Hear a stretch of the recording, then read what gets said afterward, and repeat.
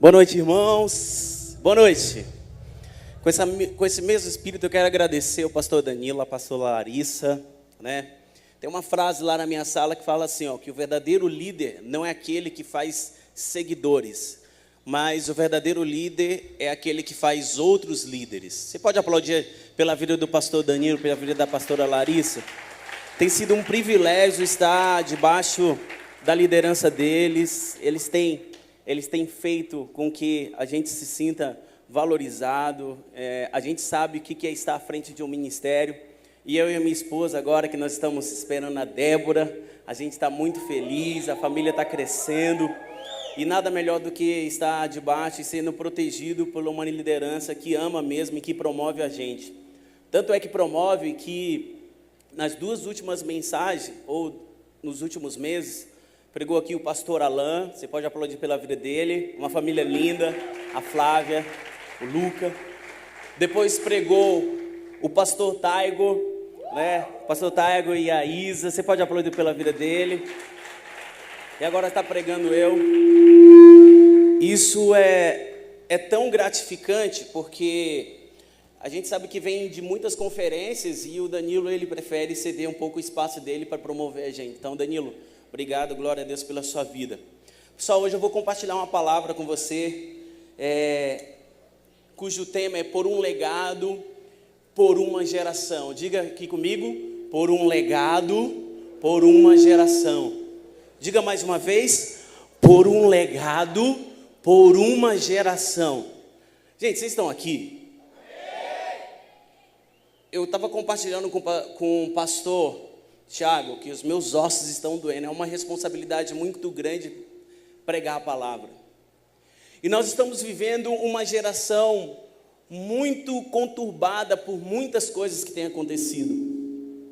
Se você é um cara um pouco ligado, se você tem acompanhado um pouco as mídias, você tem percebido o quanto a igreja tem sido atacada, o quanto a família tem sido atacada, o quanto as crianças, as nossas crianças têm sido atacadas.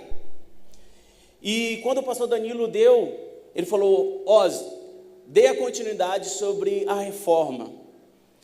Esse ano nós estamos completando 500 anos da reforma protestante. Algo que marcou a nossa história. Nós vivemos e nós congregamos numa igreja onde nós pregamos sobre avivamento. Nós pregamos sobre a volta de Cristo. Nós pregamos sobre uma vida em santidade. Nós observamos no livro de Atos o que os apóstolos fizeram, através do amor que eles tinham por Jesus. E eu vou falar com toda a convicção do meu coração. Apesar dessa geração estar tão louca por essas ideologias que tem tentado, no decorrer da história isso não foi diferente em relação à igreja. Ali no livro de Atos você percebe os mártires já, por causa do amor de Cristo, sendo martirizados, sendo hostilizados, sendo perseguido. O próprio apóstolo Paulo, ele era um perseguidor da igreja. E nós vamos decorrer nos séculos seguintes que isso não foi diferente. Mas eu não quero dar uma aula de história para você. Essa não é a intenção do meu coração. Talvez isso é a maior angústia minha. Porque eu não quero perder essa oportunidade onde eu tenho diante de mim tantos jovens sonhadores. Tem algum jovem sonhador aqui? Eu vou perguntar de novo, tem alguém que sonha com algo grande vindo da parte do Senhor? Então, por favor, dê um grito, levante aí e aplauda ao Senhor, porque esta é a nossa geração. Este é o nosso momento, sabe por quê? Porque esse é o momento onde a verdadeira luz vai brilhar em meio às trevas. Vou falar de novo, esse é o momento onde os verdadeiros jovens, cheios do poder do Espírito Santo, vão brilhar no meio dessa geração corrupta, onde Deus vai levantar novamente os Moisés, os Josué, os grandes avivalistas. É neste tempo, querido, foi para isso que nós estamos vivos nesta geração. Você não nasceu na geração errada. Eu quero que você feche seus olhos, eu quero que você interceda por essa palavra. Querido, eu quero te desafiar a tua mente, o teu espírito a prestar atenção nessa palavra. Se o teu espírito, se a tua alma está angustiada, fala com ela agora. Porque te perturbas, ó minha alma? Porque te afliges dentro de mim? Dê uma palavra de ordem à tua alma e fala assim: cala-te, porque agora eu quero ouvir a palavra, a santa e genuína palavra de Deus. Querido, eu quero te convidar a você ser sacudido, modificado, transformado, ter uma explosão na tua mente, de sair daqui com a sua mente renovada e transformada. Há alguém que crê nisso? Pai, em nome de Jesus, todo sofisma, toda altivez de espírito, toda indiferença, Pai, tudo aquilo que nos afasta da Tua presença, nós colocamos por terra agora em nome de Jesus. Traga à nossa consciência o endereço da nossa alma, que a nossa alma, o nosso espírito se coloquem escravos da cruz de Cristo, porque lá na cruz do Calvário nós já fomos lavados, redimidos, salvos, toda a dívida foi paga, e não há nada que nos separa hoje do amor de Cristo, nem a morte, nem a angústia, e nem a perseguição. Por isso, ó alma afligida, eu te dou uma palavra de ordem agora: aquieta-te em nome de Jesus. Amém. Por um legado e por uma geração, eu quero ler um texto. Eu quero ler um texto que ele precisa falar contigo. Romanos capítulo 1, versículo 16 e 17 diz o seguinte. O apóstolo diz assim, pois não me envergonho do evangelho, porque é o poder de Deus, diga, é o poder de Deus, para a salvação de todo aquele que crê. Primeiro dos judeus e também do grego, visto que a justiça de Deus, vamos ler o versículo 17 todos juntos, olha para cá irmãos, 1, 2, 3, porque no evangelho é revelada a justiça de Deus, uma justiça que do princípio ao fim é pela fé. Por favor, você pode ler junto comigo esse versículo 17? Porque no evangelho é revelada a justiça de Deus, uma justiça que do princípio ao fim é pela fé, como está escrito, o justo viverá pela fé. Vou falar de novo, porque essa declaração que mexeu com grandes homens de Deus, levante a tua mão e diga assim, o justo viverá pela fé. O justo viverá pela fé, essa fé em Cristo Jesus.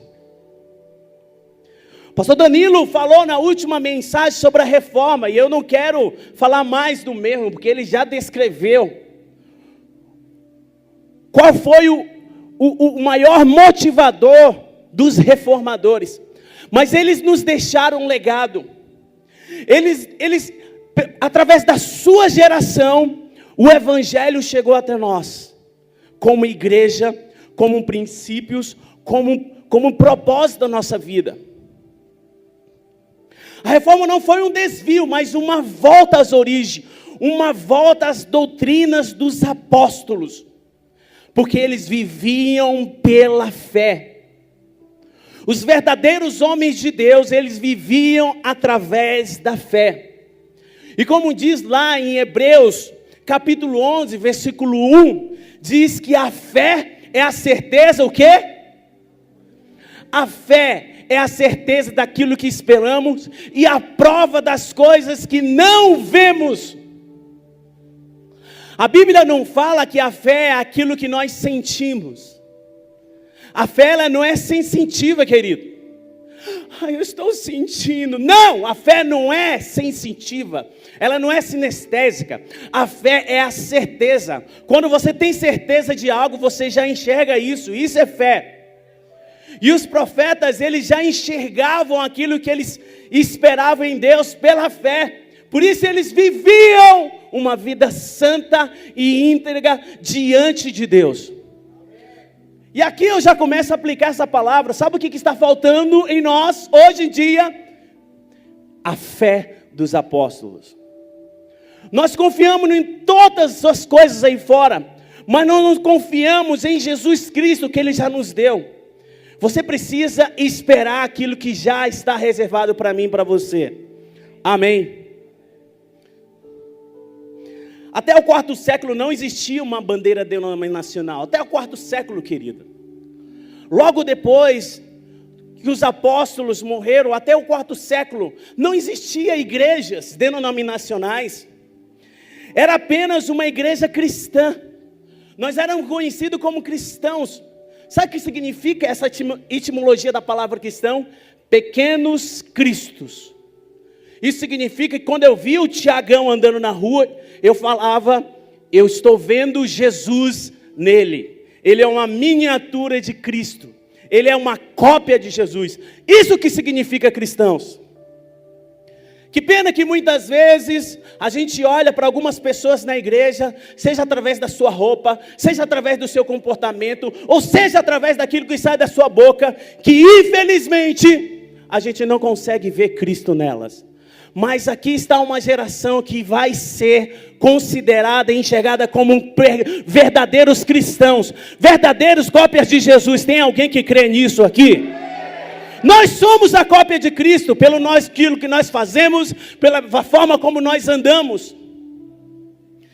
Depois de uma declaração feita por Constantino, a igreja foi se desviando da fidelidade das Escrituras, porque a porta de entrada da igreja deixou de ser a conversão genuína e passou a ser por conveniência. Sabe o que aconteceu, irmãos? Os cristãos da época deixaram de ser perseguidos, deixaram de ser levados para o Coliseu, e agora Constantino estatizou a igreja. Agora era uma igreja que as pessoas se convertiam por conveniência. Diferente de hoje, as pessoas não se convertiam mais pelo seu testemunho, elas iam porque era legal ir na igreja. As pessoas deixaram de se converter, de estar presentes na igreja, não por uma conversão, apesar da perseguição, eles estavam lá.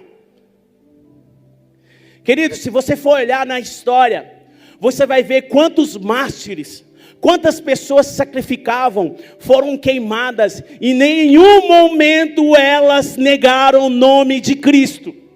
Bastava uma declaração delas, e elas seriam soltas, e elas jamais abandonaram sua fé por causa de Cristo. Muitas vezes hoje nós vivemos relacionamentos líquidos. Sabe o que significa relacionamentos líquidos? São relacionamentos que eles, da mesma forma que você segura, ele se esvai, ele traspassa os seus dedos. São relacionamentos superficiais. É o relacionamento da internet. É o relacionamento de quantos amigos nós temos no Facebook. Então, querido, nós precisamos ter firmeza, diga firmeza, e convicção. Diga firmeza e convicção. O movimento que preparou a reforma foi a renascença. Porque eles entenderam, querido, que aquela igreja inaugurada por Constantino é uma igreja que impedia eles de pensarem. Impedia eles de pensarem politicamente. Impediam a eles de pensarem a nível de economia. Impediam a eles de pensar a nível de arte. Impediam ele a pensar a nível de igreja. Tudo passava por eles. Tudo eles monopolizaram. Porque agora a igreja, naquela época, no 4º século, não era por causa de uma verdadeira conversão a Jesus Cristo. Era por conveniência. Era a igreja da moda. É por isso que nós vamos ver, querido, que nos anos 1450, John Hannes Gutenberg inventa e cria a imprensa na Alemanha. E o primeiro livro a ser impresso vai ser exatamente a Bíblia. O Tiagão vai gostar disso que eu vou falar agora. Deixa eu falar uma coisa, o primeiro livro a ser impresso, querido, a invenção da imprensa foi a Bíblia. Nós éramos conhecidos como o povo da palavra, o povo da Bíblia. Eles tinham uma consciência do que era o Evangelho, apesar da perseguição, apesar dos leões, apesar das mortes horrendas. Eles entendiam o que era ser um verdadeiro cristão. Quem está me entendendo aqui, querido? Deus hoje vai te sacudir a sua fé. Sabe qual que é a minha oração? A minha oração é que você vai para casa em crise. A minha oração é que você vai para a sua casa entendendo: Deus, eu sou cristão de verdade.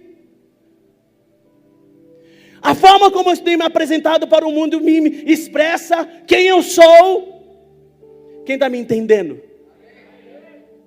Então, em 1450 já houve uma mudança de pensamento. Eles falaram: não vão controlar o meu pensamento, agora eu vou pensar biblicamente. Eu vou ler a Bíblia como criança, e aqui desse púlpito o pastor Domingo sempre nos incentiva a nós lermos a Bíblia como criança. E a história sempre reserva surpresa da intervenção de Deus. Diga: Deus, fala isso, meu irmão, Deus sempre intervém na história. Querido, Deus nunca usou coisas, Deus sempre usou homens e mulheres cujo seu coração são voltados para as coisas dele. Vou falar de novo para que você entenda. Deus sempre usou homens e mulheres cujo seu olhar sempre foi voltado para a lei do Senhor e nela se medita dia e noite. Então, se você tem um olhar para o Senhor, Deus está te levantando nesta geração.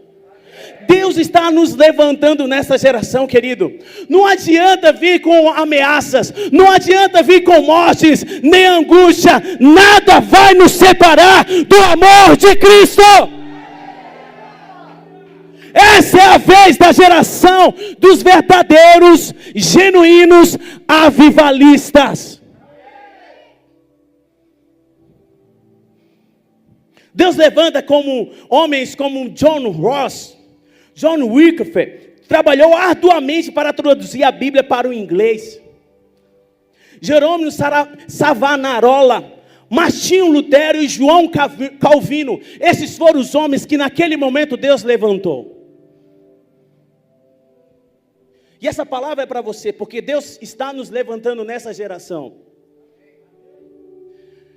Semana passada, se você gosta de ler, isso me preocupa quando eu vejo um jovem ou um adolescente que não gosta de ler. Quem viu a reportagem da revista Veja? Ninguém. Se caísse uma pergunta do Enem, você não ia nem passar. Começa a ler, pelo amor de Deus. Aqueles que nos perturbam, eles estão dizendo que os evangélicos agora perturbam. Quem está entendendo para onde nós estamos indo, querido? Nós estamos a perturbar, mas eu quero que você entenda algo muito, mas muito sério. Filho, pelo amor de Deus, ajeita o meu retorno. Você precisa entender que nós não devemos e não podemos perturbar pela quantidade, mas pela raiz e pela profundidade. Eu vou repetir de novo, nós não devemos perturbar as pessoas do mundo lá fora pela quantidade, mas pela raiz e pela profundidade. Você precisa ser profundo em Deus. Eu e você precisamos ser profundo naquilo que nós entendemos como convicção de regra de fé e prática. Só que surgiu um homem, chamado um monge agostiniano, chamado Martinho Lutero. Dá um clique aí, filho. Quem foi Martinho Lutero? Lutero foi um monge, onde ele leu nas escrituras, no livro de Romanos, que não suportando que aquela pregação que ele ouvia era um ultraje à palavra de Deus. Ele leu na Bíblia, em Romanos, o texto que eu li, Romanos capítulo 1, versículo 17, que o justo viverá pela fé. A igreja estava cobrando indulgência. Olha aqui, pessoal, sabe o que significava isso? Significava, digamos, hoje, que não é difícil.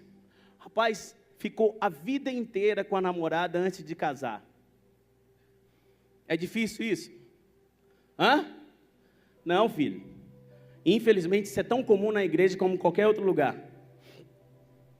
Ficou a vida inteira com a namorada. Ele chegava diante do cara lá, Tiagão, e falava assim: eu preciso perdão disso. Quanto que é? Você consegue imaginar? Ele adulterou. Ele traiu a sua esposa. Ele chegava lá e quanto que era? Quanto que custava aquele pecado para que Deus perdoasse? E os caras já corruptos começaram a vender indulgências. E Martinho Lutero falou: não, filho, isso aí não existe na palavra. O perdão se dá através de Jesus Cristo.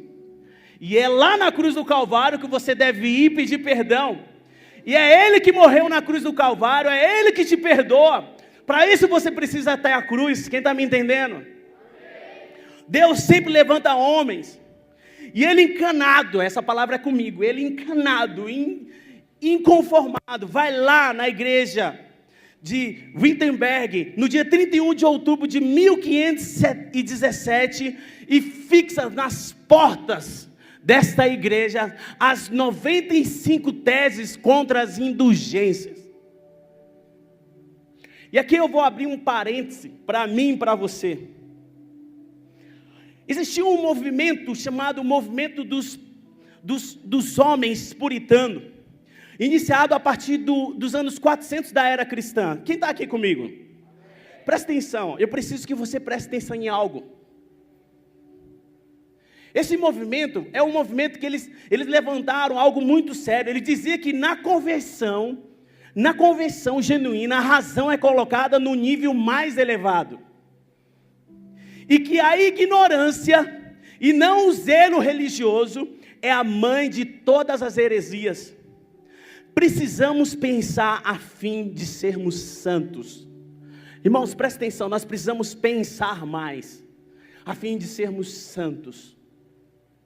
Nós não podemos ir pelo movimento do que nós estamos vivendo uma fé hoje em dia, principalmente no nosso meio, que a fé ela é algo imitada. Então, se o irmão treme, significa que o Espírito Santo só usa porque o cara treme.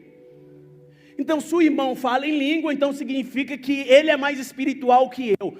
Para um pouco para pensar. É o Espírito Santo derramado através de Jesus Cristo que te torna um homem santo. Quem muda o teu caráter e o meu caráter é a experiência genuína de um novo nascimento. Quem passou pelo novo nascimento aqui? Então nós precisamos pensar mais um pouco. Quando a santidade é apenas uma questão de emoção, devemos questionar. Quando a santidade é apenas uma questão de emoção, nós devemos questionar. Estava conversando eu e o pastor Fabiano e o pastor Davi sobre a sinestesia. Eu vou falar uma coisa que quem já ouviu essa palavra sinestesia? Querido, sinestesia é aquilo que nós sentimos. Essa é a geração mais sinestésica que nunca se viu em nenhum outro tempo. Por exemplo, as meninas se apaixonam pelo menino por aquilo que ela sente. Mesma coisa os meninos. Pastor, eu olhei. Ela vem em slow motion para falar comigo assim. O cabelo dela é uma paixão sinestésica. Pastor, eu não sinto nada. Falei, filho, olha aquela moça, não sinto nada. Você vive por aquilo que você sente. Olha só, tanto que isso é muito sério. Muitas vezes você vem num culto, ouve uma palavra como essa, eu não senti nada, significa que Deus não falou comigo. Ah é? Se nós vivemos pelas emoções, a Bíblia fala que nosso coração é enganoso, querido. Isso significa que no dia que você sentir sintomas de depressão, significa que você está com depressão.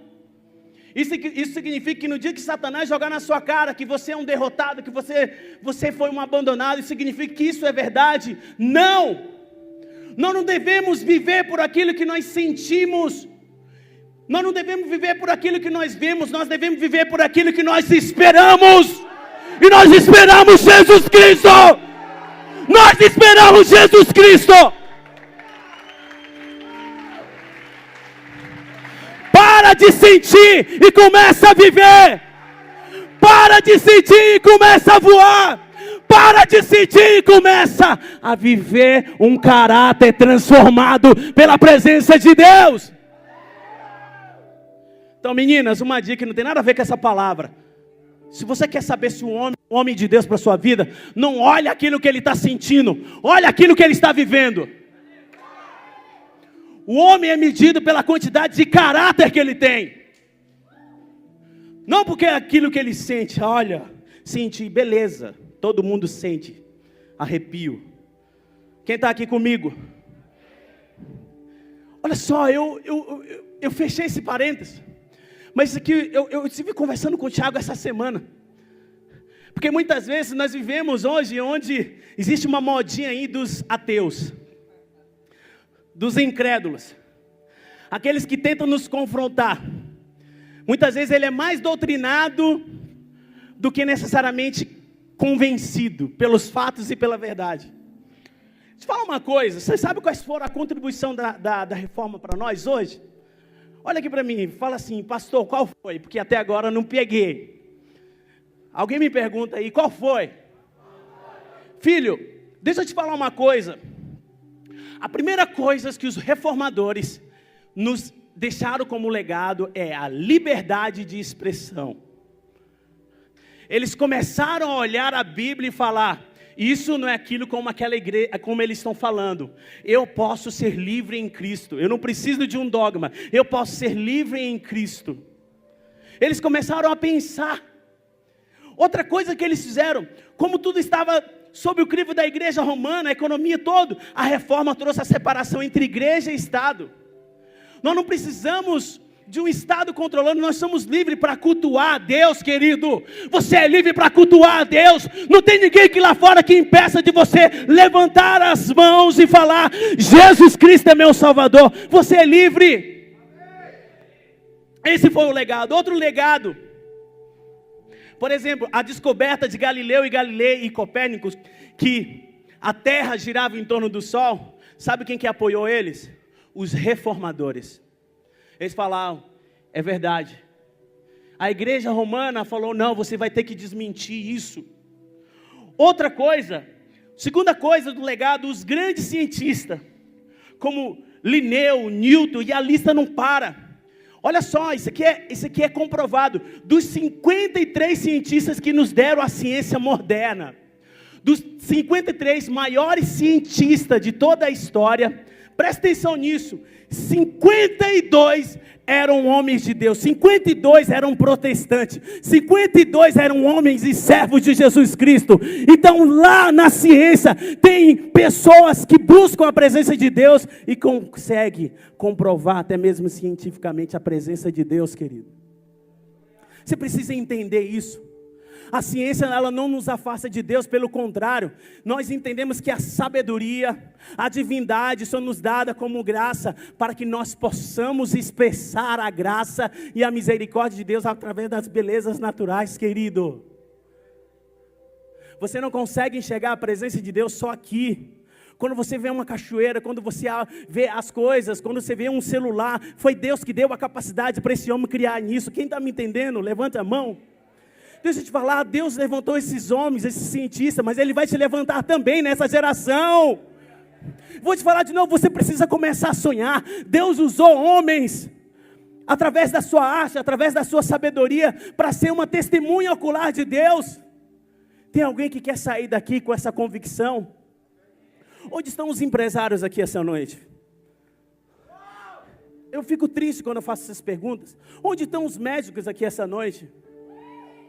Onde estão os advogados aqui essa noite? Sabe por que muita gente não levanta? Onde estão as pessoas referência? Onde estão os vereadores dessa cidade aqui?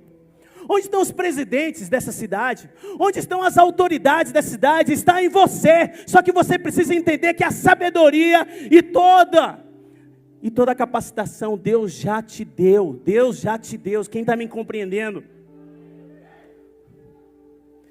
A reforma protestante trouxe a ciência e a educação para as pessoas.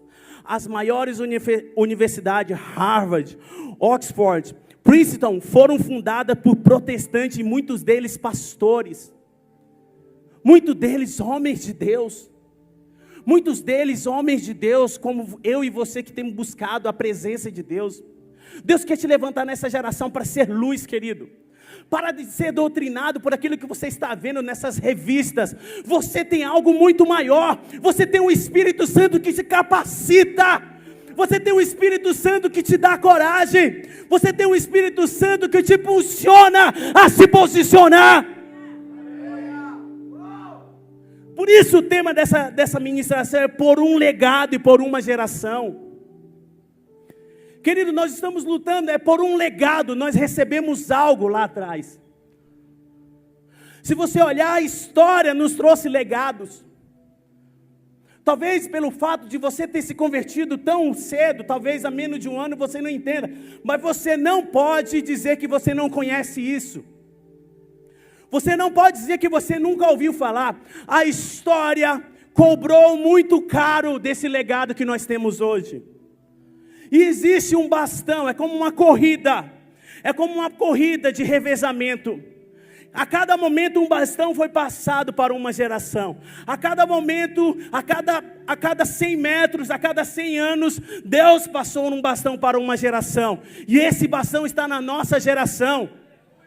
Querido, você nasceu nessa geração para ser um continuador daquilo que nós recebemos como legado.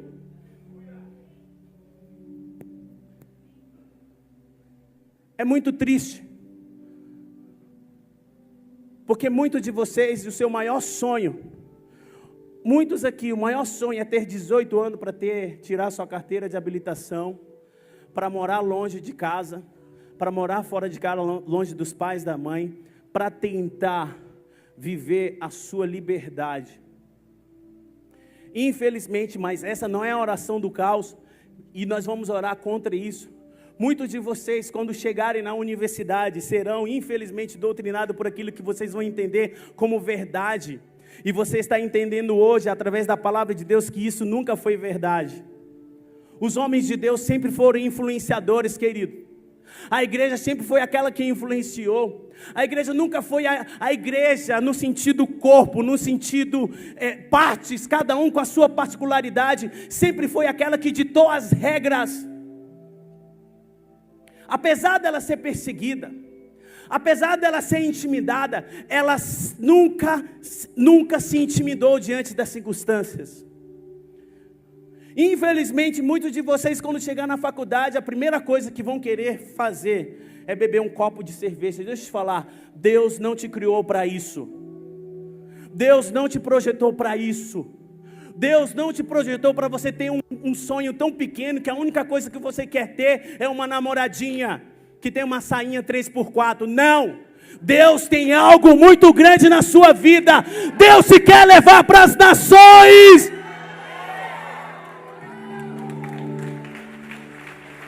Deus tem algo grande. Por favor, me entenda isso. Ei, meninos, com todo respeito, Deus não te projetou para você ser simplesmente um jogador de futebol. E muitas vezes um infeliz. A minha esposa fala para eu não falar isso. Muitas vezes o abençoado, até a sobrancelha, ele corta igual o jogador. Querido, deixa eu te falar. A Bíblia é o teu modelo, querido. É ela que vai te dar o modelo. O teu modelo é Josué. O teu modelo é Moisés. O teu modelo é Jesus. O teu modelo é Pedro. O teu modelo...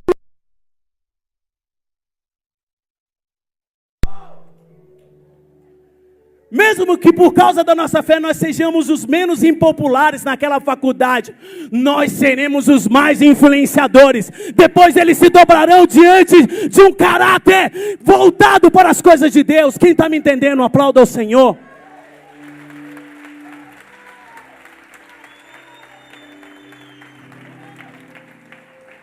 A reforma trouxe esse legado.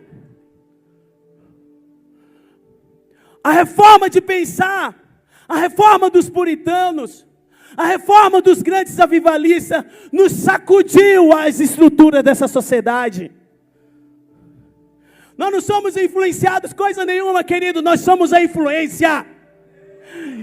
E quando eu estava preparando essa mensagem, Deus falou: meu filho, foi para essa geração que eu te levantei. Foi para essa geração que eu te levantei. E deixa eu te falar uma coisa. Esta é a geração, Tiagão, esta é a geração dos verdadeiros homens de Deus serem presos não por falta de caráter, mas por pregar a sã doutrina de Jesus Cristo. E se isso for o nosso destino para defender a família, lá será o nosso lugar, mas lá será o lugar da glória do nome de Jesus. Eles não vão nos intimidar, porque as portas do inferno jamais, jamais, jamais prevalecerão contra a igreja do Senhor Jesus Cristo. Você nasceu para ser luz. Você nasceu com um legado. Você nasceu com um destino, com um propósito. A reforma nos trouxe a palavra de Deus. Diga a palavra de Deus. Diga a palavra de Deus. Queridos, Deus não tem medo que você pegue a Bíblia e venha para a igreja. Perdão, o diabo. O diabo não tem medo que você faça parte de uma igreja. Ele até gosta. Porque se você não tem intimidade com Deus, você vai se tornar mais um religioso. E os religiosos nunca estremeceram o inferno. Sabe uma coisa que o diabo tem medo? É quando você abre a palavra. Quando você, através da revelação do Espírito Santo, começa a entender os textos sagrados. Você sabe qual é o primeiro encontro que você tem consigo mesmo? Você entende o quanto você é pecador. Você entende o quanto você é falho. Mas você entende o quanto Jesus fez por você ali na cruz. 5 coisas. E eu estou indo para o final. Dá um clique aí. 5 coisas. As 5 solas que os reformadores e que Martinho Lutero elencou ali nas 95 teses. Diga, sola Escritura. Fala comigo, por favor, sola Escritura. Sola Escritura é o seguinte: somente as Escrituras. Acentua que as Escrituras são a nossa única regra de fé e prática. E que devemos rejeitar qualquer doutrina que não esteja fundamentada na palavra de Deus. Por isso que eu e você temos que ser conhecedores da palavra. Conhecedores profundos da palavra. Verdadeiros amantes da palavra. As grandes universidades do mundo foram fundamentadas em cima da palavra de Deus. Por isso, querido, você tem que pedir, eu e você precisamos pedir perdão, porque muitas vezes nós não lemos a palavra. Nós preferimos acreditar no que XYZ fala, e muitas vezes heresia, e nós estamos reproduzindo muitas vezes heresia. Graças a Deus que Deus tem levantado santos homens de Deus, e nós podemos dizer que nessa igreja tem um santo homem de Deus, chamado Domingos Jardim da Silva, que ele só prega a Bíblia. Você não pode se excusar, você não pode dizer que você não tem ouvido a Bíblia. Próximo, sola fide, somente a fé. Diga, somente a fé. A salvação é recebida, querido, por meio da fé e não através das obras. Não somos aceitos por Deus por causa das nossas obras. Lamento lhe informar. Só que eu quero dizer o seguinte: mas os aceitos por Deus, eles fazem por gratidão a Deus. Isso não quer dizer, pelo fato de você não ser aceito, não que significa que nós vamos ficar sentado, salvo e satisfeito, não. Mas é como algo de gratidão a Deus por aquilo que Ele nos fez, que nós fazemos. E aqui tem muita gente que tem feito muita coisa para Deus, porque ama Jesus. Está aqui os supervisores, os líderes de célula. Onde estão os líderes e supervisores de célula, os hospedeiros aqui? Levante a mão. Deus tem te levantado. Onde estão aquelas pessoas que têm ido evangelizar nas ruas? Deus tem te levantado. Onde tem aquelas pessoas que têm simplesmente dado um abraço? Deus tem te levantado porque você é grato a Deus. Você pode aplaudir a Jesus por isso? Olha o que diz esse texto, querido. Efésios 2, capítulo 8 e 9 diz o seguinte, vamos todos juntos ler? 1, 2, 3. Pela graça...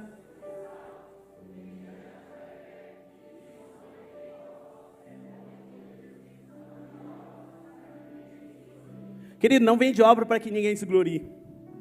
Às vezes a gente vê um cara, uma pessoa, quando eu oro, algo acontece. Filho, isso não acontece não é porque você ora, não, é porque existe uma graça no nome de Jesus.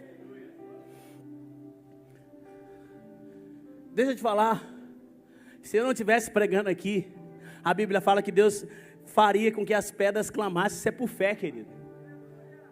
As coisas acontecem apesar da gente. Querido, isso aqui é a parte mais fácil do ministério. Próxima sola.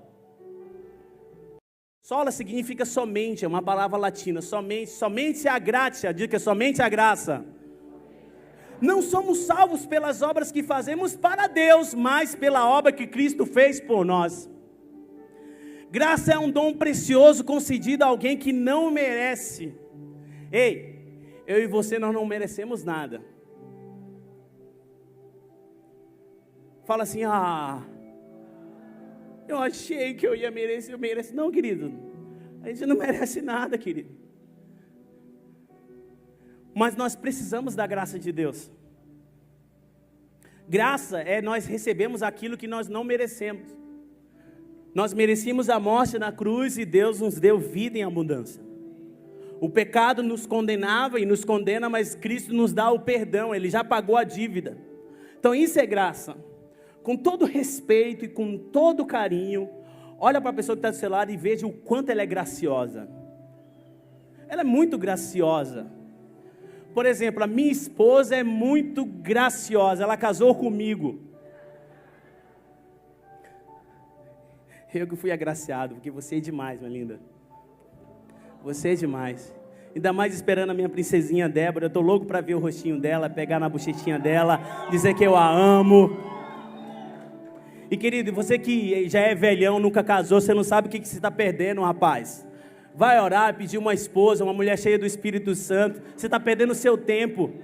Um bebezão, tem 35 anos e não casou ainda. A não ser que você seja por celibato. Tem algum celibato aqui? Aquele que vai morrer sem esposa, sem esposo? Vem aqui que a gente já quer orar. Tem alguém aqui? Vem aqui, eu quero orar por você. Se não, querido, vai orar, vai buscar a misericórdia de Deus e vamos encher essa terra com homens e mulheres cheios do Espírito Santo. Para de ficar enrolando aí. Viu, Vinícius?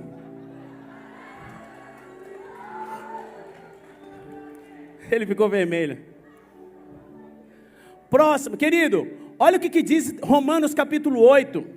Porém Deus comprova seu amor para conosco pelo fato de ter Cristo morrido em nosso benefício, quando ainda andávamos no pecado. Agora, como fomos justificados pelo seu sangue, muito mais ainda por intermédio dele seremos salvos da ira de Deus. Quem crê nisso, diga amém, aplauda a Jesus. Nós somos alvos da graça de Deus, alvos da graça de Deus, salvos pela graça de Deus. A última sola Cristo, somente Cristo, diga somente Cristo. Querido, olha o que diz 1 Timóteo capítulo 2, versículo 5, projeta aí para nós, filhão, e eu estou partindo para o final. Quem está me entendendo essa palavra, querido? Querido, nós vamos ter que parar de ter aquela fé burra, desculpa a expressão. Você é uma pessoa muito sábia, porque você serve a Jesus Cristo. Você é muito sábio porque você vai a uma igreja e entende que você só precisa dele. A gente tem que parar de ser vítimas. eu me converti agora. Querido, quando a gente se converte a Jesus, nós começamos a viver o melhor da nossa vida, o melhor da nossa história, começa pelo começo de uma vida em Cristo. Eu gosto daquela frase que diz: a igreja não é um ponto de chegada, a igreja é um ponto de partida. Sabe o que significa, querido? É você chegar numa rodoviária chamada igreja e Deus vai carimbar o seu passaporte e você falar: não, você não vai ficar aqui, você vai viver os sonhos que Deus tem para a sua vida. A igreja não é um ponto de chegada, querido. Você não chegou, não. Você está se preparando. A igreja é uma incubadora de homens e mulheres de Deus, onde o seu lugar é as nações, é os departamentos, são as profissões, querido. Está na hora de nós enchermos essa cidade, comigo e com você, fazendo a diferença. Quem está me entendendo? Está na hora de nós invadirmos as escolas falando: querido, eu não sou careta não, eu sou cheio de Deus, aqui é meu lugar. Está na hora de você ser um advogado, um juiz, um promotor e fazer a diferença naquele lugar. Tem alguém que aceita isso pela palavra de Deus? Lá vai ser o seu lugar, lá vai ser o seu lugar onde Deus vai te enviar. 2 Timóteo capítulo 2, versículo 5, pois há um só Deus, e um só mediador entre Deus e os homens, o homem Cristo Jesus. Só há um mediador, querido. Jesus é o caminho, a verdade, a vida. Jesus é o caminho, é a verdade, e Ele é a vida. Porque Jesus é o caminho, não existe ninguém perdido em Cristo Jesus. Eu vou repetir de novo. Porque Jesus é o caminho, não existe ninguém perdido. Quando você está numa atmosfera de filiação do céu. Às vezes a gente faz perguntas simples. O que você vai fazer? Qual é a faculdade que você vai fazer? Com quem você vai casar? Não sei, deixa eu te falar uma coisa, a gente não sabe, mas como a gente está no caminho com Cristo, Ele nos direciona para o propósito. Quem está me entendendo? Querido, a gente não vive debaixo daquilo que nós pensamos, nós vivemos por causa de propósito e destino. Você vive por um propósito, mas o seu final é um destino em Deus. Eu não sabia que eu ia casar com uma mulher tão preciosa como a minha esposa, mas eu sabia que o meu propósito, o meu destino era encontrar uma mulher como ela. Eu não sabia que eu ia ter uma família tão linda e tão maravilhosa como a que eu tenho hoje, mas eu sabia, se eu estivesse no caminho, Jesus ia mandar essa pessoa, porque nós estaríamos no mesmo caminho. Eu aprendi, essa frase não é minha. Jesus é o caminho. Querido, se você está no caminho com Jesus, se você só encontra o diabo, significa que você está no caminho oposto, querido. O diabo não anda no caminho que vai para Jesus. Eu vejo o diabo, vejo Satanás, vejo os problemas. Não, querido, não é isso. Então você está indo no caminho oposto a Jesus. Você precisa estar no caminho onde Deus está. E Deus não está lá no mundo, Deus está no meio do seu povo. Deus habita em meio ao seu povo. Então Jesus é o único caminho, é o único Salvador, e não há nenhum outro nome dado entre os homens pela qual importamos que sejamos salvos. Queria que vocês se colocassem em pé. A última sola, eu não consegui pregar nem a metade dessa palavra. Diga assim: só lhe deu glória. Somente a Deus a glória. Tudo que nós fazemos, tudo que nós somos, tudo que nós seremos, seja por causa da perseguição, seja por causa de qualquer coisa, a glória e a honra será a dele. Tudo foi criado por Deus e existe para Deus a glória de Deus. A salvação é pela graça, querido, pela fé, para as obras, com o único propósito de que Deus seja glorificado por toda a eternidade. Olha aqui para mim, se aquilo que nós estamos edificando, o único nome é o nosso, essa obra ela é vã. Se aquilo que eu e vocês estamos fazendo, o nome que se eleva é o nome daquela pessoa, é vã, querido. Tudo que nós fazemos é para a glória de Deus. E Deus se agrada quando de uma pessoa que busca agradá-lo, busca colocá-lo em primeiro lugar.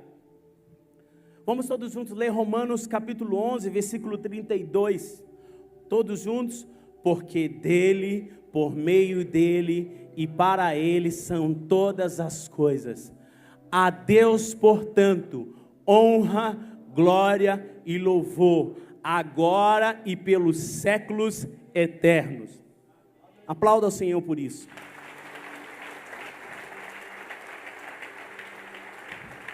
Eu tenho 10 minutos para terminar essa palavra. Eu tenho uma plena convicção de que Deus colocou essa mensagem no meu coração. Tem muita coisa que eu precisava falar, mas eu quero orar com você. Eu quero ter um tempo de oração com você. Eu quero ler um texto que o Jean, cantando aquela canção, Deus me falou, leia esse texto no final da mensagem. Romanos capítulo 8, pode apagar as luzes. Romanos capítulo 8, versículo 38 e 39. Pode apagar as luzes aqui, filhão. Queridos, este é o nosso momento. Você não entendeu, este é o nosso momento. Essa é a geração que Deus levantou. Você não foi um erro. Pastor, não, você não foi um erro. Foi para esse momento que você nasceu. Mas há algo no meu coração que diz, porque estou convencido de que nem morte, nem vida, nem anjos, nem demônios, nem o presente, nem o futuro, nem quaisquer poderes, nem altura, nem profundidade, nem qualquer outra coisa na criação será capaz de nos separar do amor de Deus que está em Cristo Jesus, nosso Senhor. Eu vou repetir algo para que essa cidade ouça. Volta de novo o versículo 38. Erga a tua mão, querido, porque foi para esse momento que você nasceu. Essa é a geração que Deus quis que você nascesse. Olha aqui para mim e vamos ver com toda a convicção.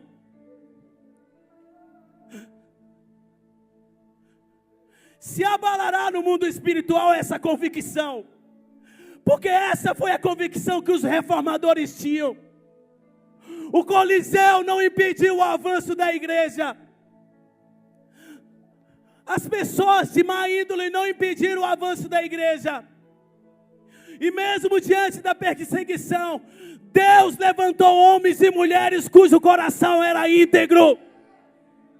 E Deus, eu te falar, Deus está levantando eu e você nesta geração. Eu vou falar de novo, Deus está levantando eu e você nesta geração.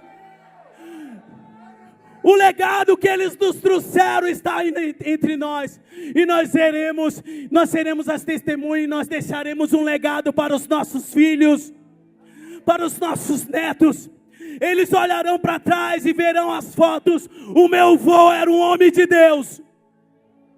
A minha avó era uma mulher de Deus. O meu pai era um santo homem de Deus. Ergue as tuas duas mãos, querido. Querido, tira do teu coração essa convicção, essa palavra. A fé vem pelo ouvir e o ouvir a palavra de Deus. Músico, pode ir tangendo, querido. Olha aqui para mim. Vamos todos juntos ler 1, 2, 3. Pois estou convencido de que nem a morte, nem vida, nem os anjos, nem demônios, nem o presente, nem o futuro, nem quaisquer poderes, nem altura, nem profundidade, nem qualquer outra coisa na criação será capaz de nos separar do amor de Deus que está em Cristo Jesus, nosso Senhor. Ele é o nosso Senhor. Ele é o nosso Senhor. Se você pode aplaudir a Jesus.